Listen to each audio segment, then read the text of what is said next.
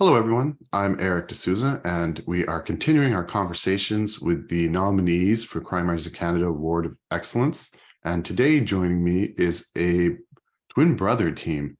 MZ Urlocker is actually a combination of both Michael and Zack, who have written their first book together under the name MZ Urlocker.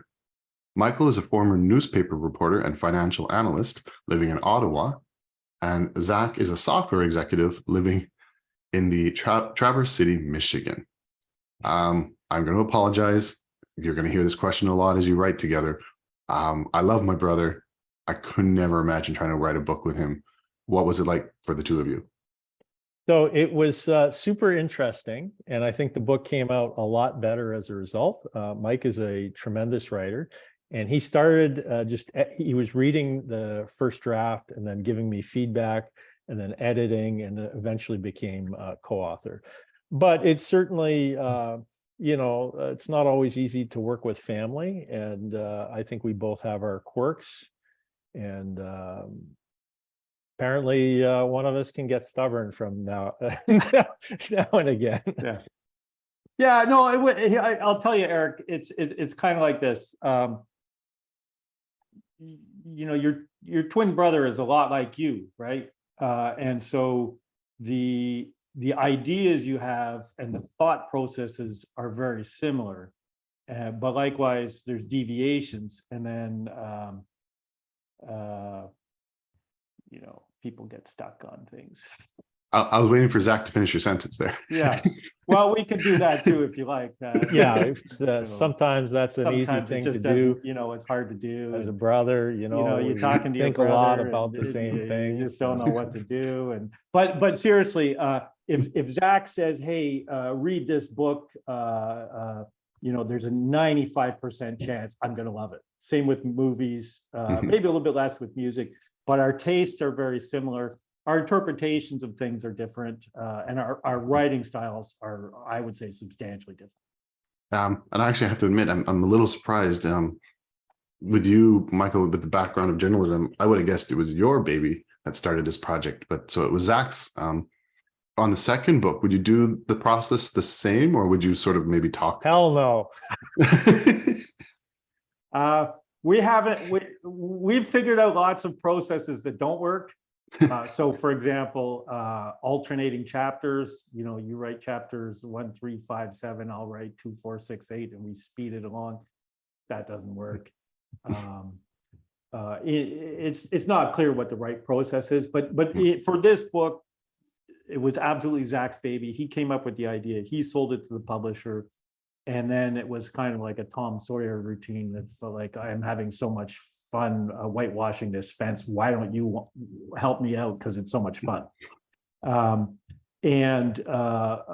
think we substantially improved our craft. We were studying, dialogue by Elmore Leonard, scene setting by Philip Kerr, maybe even the moral ambiguities of Le Carre. And we were trying, and the terror, this was Zack's thing, the terror of Lovecraft. And we brought all that into a historic detective fiction, set in the Cold War. And our lead guy is, an ex-GI trying to solve a murder and some other crazy stuff. And we were learning our craft, and I think we both would say we did a better job of it than if one of us was working alone.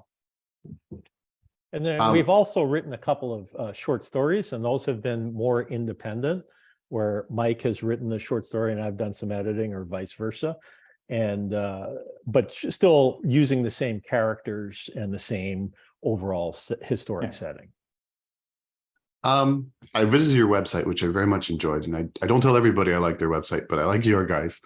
One thing that jumps out to the page to me, being a Canadian admirer of Canadian literature or Canadian mysteries, particularly, is your quote from Rick Mafina, one of the top selling Canadian authors.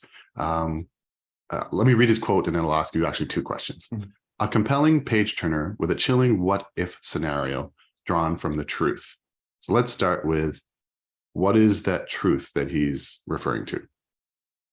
So that's really about Operation Paperclip, which was at the end of World War II, the US government was recruiting as many German scientists and engineers as they could, because they didn't want those scientists to fall into the hands of the Russians, who they knew would become their next enemy. And there were over 1,000 scientists recruited to the United States, and some of those were Nazis. And they helped create NASA and the rocket program. And Werner von Braun was probably the most prominent of those scientists. And he was a Sturmbannführer in the SS. And during World War II, I mean, he helped design the rockets that bombed London and Belgium, which are part of the story. Those were built at Mittelwerk. That's where the title comes from, which was an underground facility. He also designed the Saturn rocket that put a man on the moon. Oh, And during World War II, slave labor at this prison camp. yeah, so Mittelwerk was powered by 30,000 slave laborers. And when things weren't going well, von Braun went to Dachau and he said, I need 2,000 more prisoners. And all of those 30,000 people perished in the construction of Mittelwerk. Far more people died in the construction and at the prison camps than ever died from the actual V2 bombings. oh, So it's wow. just a story that is maybe not that well known. And we felt we want to shine a light on it. And it has some relevance today as we think of, well, how do we use science? And, what is the moral thought process when you bring scientific invention to market? And to be clear, our story isn't, the what if is, what if there was some other powerful technology that was being worked on at Mittelwerk, wasn't quite finished, and that work continued. And so it's a parallel to Werner von Braun. Yeah. Interesting. The other question is, I've had the pleasure of interviewing and talking to Rick Mafina before, but for the most of us first-time writers, we don't get to knock on Rick Mafina's door and say, could you please give me a blurb for my book? So how did that come about? Well, so I used to be a newspaper reporter, and I have friends who are reporters, and a friend of mine in Ottawa, who's a Parliament Hill guy, told me about his friend Mafina, and then I read 3 of his books, and they're brilliant, and he's really good at writing frightening, violent scenes, and getting at the emotions of like kidnapped wives and missing children and things like that. And so I approached him through this friend saying, we needed some advice in terms of how to work through the publishing system. And then later I asked him if he would take a look at the book, and he said yes. Wow. And I've never met him. I did get to meet him at the BoucherCon Writers Conference last fall, and he was super nice. And that's something we found as the writing community. People are very welcoming of first-time authors. We also got a very nice quote from James R. Benn. He's author of the Billy Boyle World War II historic novel series, and just a super nice guy. And he was just a guy I got to know over Twitter, and I'd read his books, and he had written a short story that was also set in Mittelwerk, and we exchanged ideas, and I sent him the manuscript, and he gave us a great quote. One quote I read on your website, and I think this is probably your description. It's a blending of noir detective fiction with post-World War II history. So we did talk about the post-World War II history, but what about the time? I mean, I think this is considered sort of a golden age for America just after the war. But I read the beginning of the book, and I wouldn't necessarily feel like it's a golden age for them. So could you tell us what America's looking like in early 1950? Zach? Yeah, so this is kind of the start of the Cold War. And so there's a lot of interesting politics. There's kind of fear of communism, which is brewing. And there's people like Senator Joe McCarthy, who are taking things to extreme. So it's a strange time. And Jack Waters, the main character, he's a detective. He's not particularly involved in the politics of the situation, but there's a lot of I don't know what the word is. Cynicism. Yeah, cynicism. And it's a jazz age, and it's sort of the end of the jazz age, and Jack Waters is a character who's kind of a little bit stuck in the past, and the future is coming, and he doesn't quite fit in his past, and he doesn't quite fit in the future. And he's dealing with a lot, and I don't want to give too much away, but he's a twin himself, right? That's right. So Jack Waters helped liberate Middlework, the slave labor camp and where the rockets were built, but his brother Jordan goes missing at that time. And so a lot of this is about two twins, or at least one twin coping with the loss of another. And we felt that gave the story a little bit more resonance, write what you know. I also, as I said early on, I very much enjoyed your website. One of the things I enjoyed most is you experimented a little bit with AI. And I sort of discussed this in the previous interview with Linwood Barkley, if AI could replace us. Let's not talk about replacing your writing, but you tried to replace, I guess, a different profession a little bit and experimented with a graphic novel. So could you tell us a bit about that process? Yeah, and I'll just do a little screen share so you can see. I started work on a graphic novel adaptation of the book.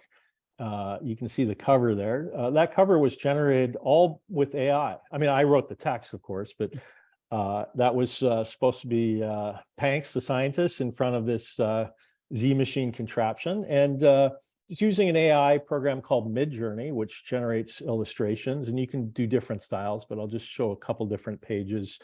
This is Jack Waters arriving in Cologne, Germany, visiting the cathedral. It does a really remarkable job generating images.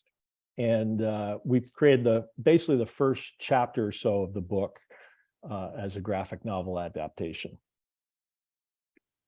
But why don't you talk about the limitations as well? Because I mean, the results are good, but there's some quirks. Yes.